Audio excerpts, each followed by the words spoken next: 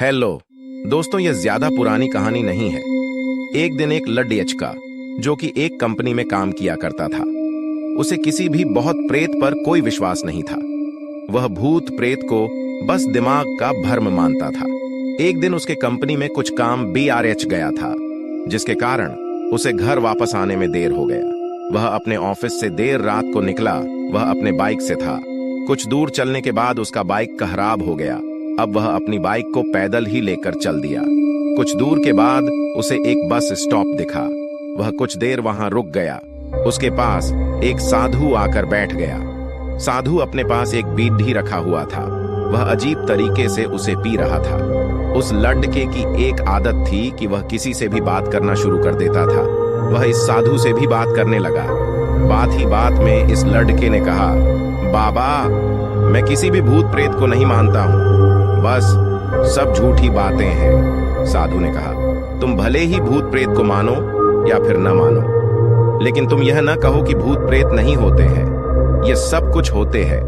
इस पर उस लड़के को थोड़ी सी हंसी आ गई। उसने कहा, भूत होते हैं तो क्यों हमें नहीं दिखते हैं? क्या आप मुझे अभी कोई भूत दिखा सकते हैं? साधु को लग गया कि अब इसे जरूर ही भूत दिखाना होगा। साधु ने लॉर्ड ढेके को श्मशान घाट की ओर चलने को कहा।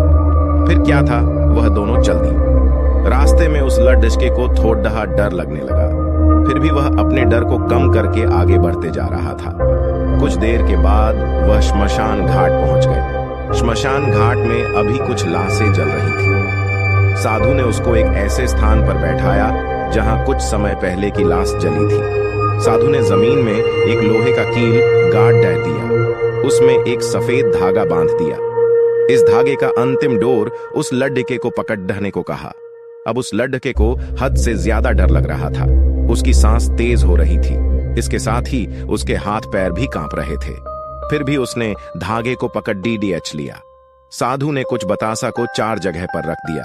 सारे बतासे उस धागे की पास ही एक लाइन में रखे हुए थे।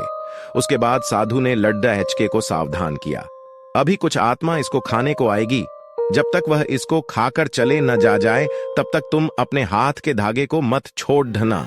यदि तुम ऐसा करते हो तो तुम्हें नुकसान हो सकता है। फिर साधु से मंत्र पढ़ना शुरू कर दिया। कुछ मंत्र पढ़ने के बाद साधु ने उस लड़के को आंख बंद करने को कहा। फिर कुछ देर के बाद ही आंख खोलने को कहा। जब उस DDH ने आंख खोला तो वह जो देख रहा था उसे उसके ऊपर विश्वास ही नहीं हो रहा था। वास्तव में वहां 4 आत्मा थी जो कि बतासे को खा रही थी। लेकिन जब उसने यह देखा कि उसके पड़ोस में रहने वाले व्यक्ति की आत्मा भी वहां है, जो कि कुछ दिन पहले ही मर गए थे, तो उसके हाथ से धागा छूट गया। अब वहां पर वह साधु भी नहीं था।